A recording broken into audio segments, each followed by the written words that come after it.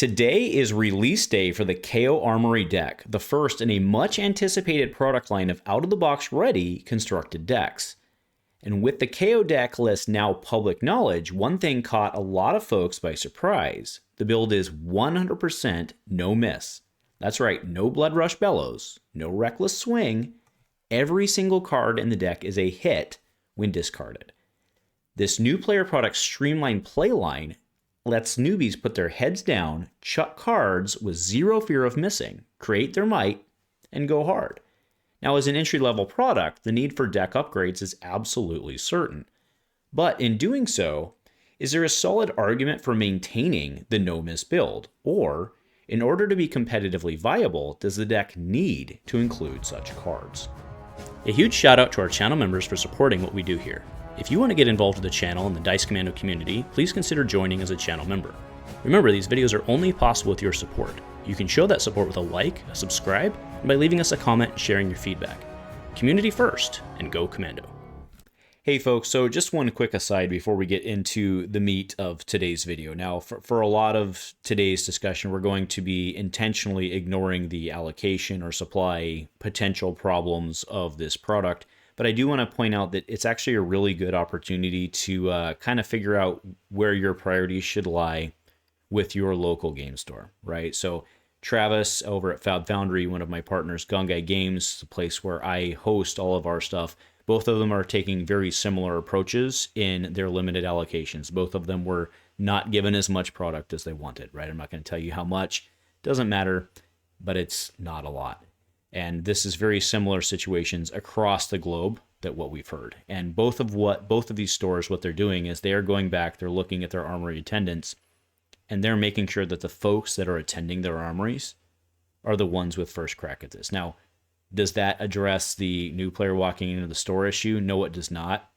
But at least in this case, it prevents some dude from buying 5 of them across town and hawking them for $80. So you can debunk all the other issues that you want out of this, which is completely fair. But in terms of going after your LGS for not having something, or on the vice versa, making sure that you're prioritizing the love of your LGS because they made sure that you could get one, I think is a really important thing to walk away from this entire experience with, regardless of the product, regardless of the deck. Anyway, enjoy the rest of the cast, and go Commando.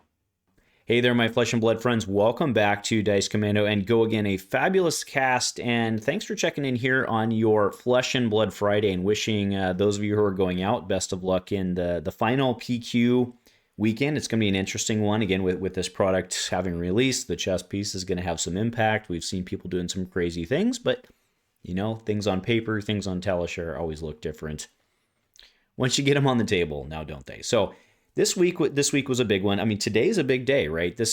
We've been asking for this day, maybe not directly in the KO deck, but we've been asking for this day for years collectively as a community, right?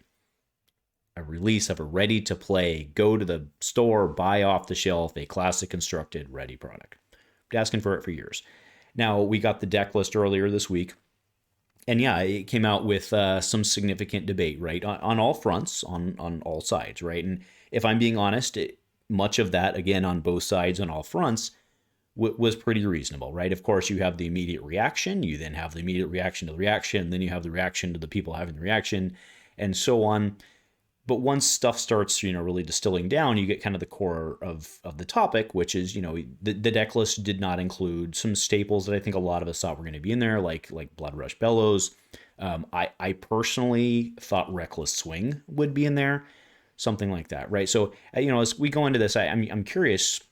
Let me know in the comments below, what do you think about not just the deck list, but the product itself? Does it fit the niche? It does. We're all very aware that there are some product constraint issues, but that's something that can be hashed out over time, right? So more what I'm asking, I guess, in this question is the product design on point for what it needs to be, right? Ignore the allocation stuff or whatever that may be. We don't even know the full story, full extent of that at this point anyway, right? Is this product, is it serving its intended function? So that's what I would really love to hear from you in the comments below. Okay. Now, as we go into today's video, I'm really asking the question of, is this no miss build that they have here in this starter product, intro product, whatever term you want to put on it, right? Is the no miss build, is it competitively viable? Not in the form it is in the deck necessarily, but could you go to an armory, or maybe even a higher level event? Maybe you could go to your Pro Quest and hope that you could have not win the Pro Quest, but have a decent showing at a Pro Quest, have a good time at a Pro Quest. Could you go to that with a no miss build? And look, I want to be very clear here. Yes, the main probably poster child for this discussion is, of course, BRB, Blood Rush Bellows. And the debate today is not whether Blood Rush Bellows is an amazing card. It's a brute staple. This Dum Dum Warrior is not challenging that. Okay, folks? And if you're taking that away from this discussion, then I have failed in communicating my point successfully, and I apologize ahead of time. Okay. The question is really, could you come in with a full no miss KO build like they have for the starter product? Which I'm being honest, my first reaction was, where the hell is Reckless? Where the hell is Blood Rush? Like, what is going on?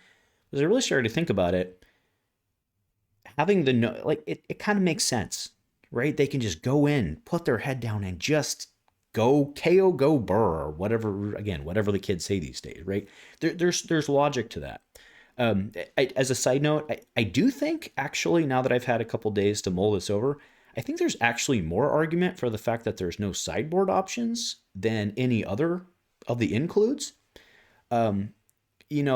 I've heard some arguments that I think are completely wrong, by the way. People are like, well, new players shouldn't be expected to know how to sideboard. You're correct, but it doesn't mean they can't put, like, in all of the precons, they've put a guide in that says, here's how to play this deck. They could very easily put a card in that says, here's what to do in these matchups.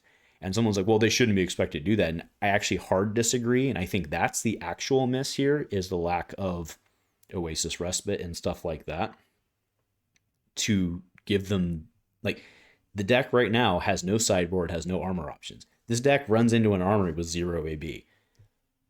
That, I think, actually sets a new player up for a worse experience than the fact that they don't have Blood Rush Bellows. So I know I've gone on a little bit of an aside here about the product, and I do apologize to that. And I'm hopefully you commenting and letting me know why I'm wrong below. But I think that might actually be a bigger issue than the fact of, the value in the product and all the other conversations. Okay. But back to the core of the issue. If I were to, Armory Deck aside, right, do we think I could, again, I'm a Dum Dum Warrior player who has been dabbling in Brute lately because Heavy Hitters is a good set. I got a bunch of Heavy Hitters cards.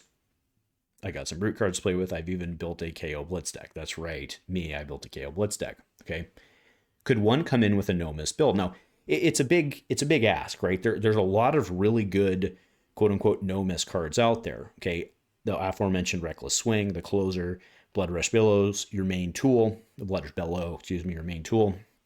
We also picked up two really cool cards, one of which I very much enjoy, which is No Fear, right? And there's certainly a pun that I probably missed earlier on in the cast about having no fear about missing by not running No Fear, right? I probably missed that joke. That's on me. But you have that card, which is really, really, really good, solves a lot of problems for getting CNC'd or pummeled or whatever it may be. Not CNC'd, actually. Doesn't work in that case. I take that back, but does from a pummel or other discard type scenarios. And you also, of course, have Cast Bones. Cast Bones just kind of wins games in terms of variability. So I can see the argument for not putting that in there. But in terms of the Armory deck, but in terms of, can you win KO games just going no miss? Okay. Now, just putting in context again of the Armory product, because that's kind of the thing here. There was a fair number of feedback about the large number of blue pitches in there, right? Which I think is fair. I think it was 30, right? Maybe it was 27. Either way, it was very high. But something that, again, I realized after I went into it was, which I do agree, I think that's a little too high, right? But again, something I realized as I was going into it was 2 of those, so 6 of those blue cards are Agile and Mighty Windup. Okay, so I believe that what they are in this deck trying to teach the new player is that these cards serve a purpose more than just being a pitch card, but they're also a pitch card first, right? So they can pay for what you need, but they can also they can also pitch and do the thing, right? And let's be honest, as much as some out there might not want to admit it, not all of us realized immediately when these cards dropped in heavy hitters that you could attack with Claw, wait for the blocks to come out, and then chuck one of these cards, generating the tokens and getting the go again, right? Let's just admit it, not all of us got that out of the gate and had to be shown that and say, oh, that's pretty good. That's pretty good, right? And that should not be underestimated, right? So those cards are there not because they're blues and they can pay for things, but they also serve that specific purpose. And that is a teachable moment, right? In the, oh my goodness, right? It's the come to Jesus moment of Flesh and Blood that so many of us who have played the game didn't realize going into heavy hitters. And all of a sudden, you're a new player and you're getting that, you're like, oh, I get it, right? Again, you have that wow moment. And I think that's a good thing, right? And the fact that just because those are blues in the deck, they could have been yellows in the deck. They could have been. But I think those specifically, and sure, they could have had the blues and the yellows. Yes, you can yell at me in the comments. I get it. But I think they serve a good purpose there, and I get it. Actually, I get it. Now, even if you track that, I think 24 is still a little too heavy, especially with them out being like with swings or something like that. Okay. Now, so getting back to the core of the issue, let's say next weekend, I decide to roll into my armory with a upgraded version of the core of this deck. That's assuming I can, of course, get one. I'll keep you posted on that. But let's say next weekend, and I might try this if I can get one, I'll roll in with a vertically upgraded version of this deck. Now, what I mean by vertically upgraded is we're not going to go out and slip in the Blood Rush Bellow or the Reckless Swinger stuff that we've already been talking about. But instead, we're kind of going to do like a, for the most part, let's say a strictly better type upgrade, right? We have the new card in there, which is Strength Rules All. It's kind of an Arsenal Disruption red card. I would personally probably, just looking at it on the surface, probably send packing from the yellows better. I would probably swap out, I'd probably put in like a yellow Pulping, maybe like a yellow Wild Ride, drop out the yellow Bare Fangs, stuff like that, mild, minor upgrades. And then again, where you have cases of like strictly better, probably go ahead and swap that in, right? So do we think that you could legitimately have a successful deck with that model? My answer is yes. I think so. So I don't think that this. First off, I think that they went with the no miss build for a reason, intentionally, to make it just straightforward, right? And I don't think that's a bad thing.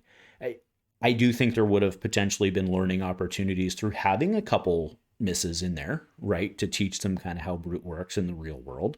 That's completely fair.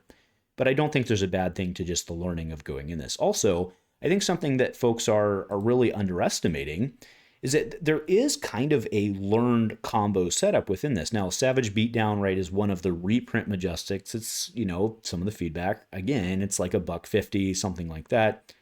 I get it, right? Not a huge value one. But if you really think about the combo potential of learning how to utilize your arsenal with Savage Beatdown and, the draw goes cards or whatever you may need to do. And again, you have the windups, right, that fit into this. So there's a lot of, with this particular card, again, not a high value card, but think of the learning potential with this card, right? I think it serves a lot of purposes. And I think this was, when you look at it from the value perspective and the marketing perspective, probably not the best to include. But from a learning perspective and what this potentially teach someone how to do, I think it's really strong, right? And I think that's maybe one of the takeaways for me that's led me to today's cast and conversation that again, I want to have with you. I'm not claiming to be a Brute expert, but part of the thought line I've gone through from the week from like, man, this doesn't look great. It kind of looks just like a shell to sell. Again, that was one of my first impressions. I was like, man, now that I've seen the deck list, it kind of looks like a shell to just kind of sell you a $40 Majestic, right? To a certain extent. I think that's a fair take initially. One thing that I will say in opposition to a lot of the fanboys out there is, I'm kind of calling out Rough Runshot.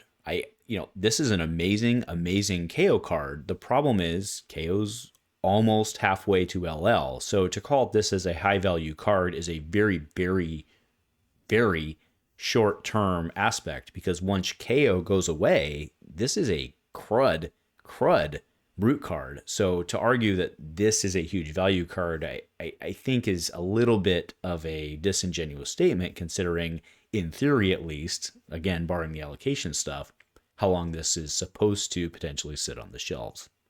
Once you really start to dive into how this product as designed was intended, again, throwing out the allocation problem, which granted is not irrelevant, but throwing that out, I think this product actually makes a lot more sense. Now that I've had time to digest it, I think this product actually makes a lot more sense to me than it did originally. And I actually kind of like the Savage Beatdown include, right? I kind of do. The no miss thing has value. And could I take it as an experienced player to an armory? Yes. And again, I'm not the best brute player. And I think I could take it, and I think I could probably go 3-1 or have a good day. Does Bloodrush Bellow give me a much better advantage? Of course it does. Card's crazy good. It's a brute staple. All those other cards, right? If I can nail a Cast Bones on turn 1, turn 2, whatever, awesome. No one's denying that. But I do think that I could go have a good time and find value and combo lines, and probably even myself learn things about the deck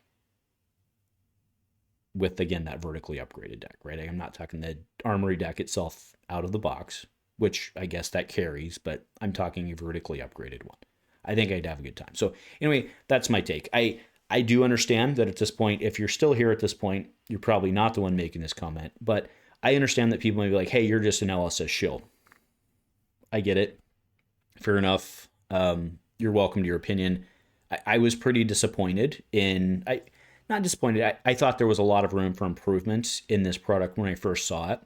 But as I've been able to kind of digest it and really think about it from, if you were a brand new player picking this up, I do think there's value in the no miss build. And I think there's value in moving forward with the no miss build and eventually kind of figuring out how it all fits together, and then maybe branching out and trying some misses and learning from that. Okay. So I do think there's value in it. That's my takeaway. I hope you can get your hands on this product. There's not a lot out there, at least for now. We've seen some selling for $70, $80 in pre-sales. That's unfortunate. So let's hope our friends can get their hands on it. I think something we collectively as a community need to do is maybe use this as a shell and a good spot to do some building, maybe without Savage Sash, of course. Maybe it's an opportunity for us, but maybe that's the topic for another cast. So anyway, thanks for spending your Friday with me. I know this one was maybe a little more rambly than normal, but it's been a long week of flesh and blood and discourse and all that. So let me know your thoughts below.